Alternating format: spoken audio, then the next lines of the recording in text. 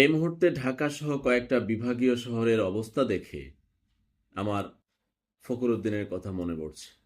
আমার দেখা ৩৭ বছরের জীবনে সবচেয়ে ভালো এবং জনবান্ধব জনবান্ধব মানে জনগণকে একটু শান্তি দিয়েছিল, দুর্নীতি দূর করেছিল, সে হচ্ছে ফখরুদ্দিন সরকার। সেই ফখরুদ্দিন কিভাবে ২টা বছর চালিয়েছিল, আর ডক্টর ইউনূসের সরকার কিভাবে এই ৩টা মাস অতিক্রম করে ৪ মাসে পড়েছে। এখন আপনি বলতে পারি যে ফখরুদ্দিন সরকার কেন ততটা সফল হয়েছিল। তাকে প্রশাসনিক দারুণ সহযোগিতা করেছিল।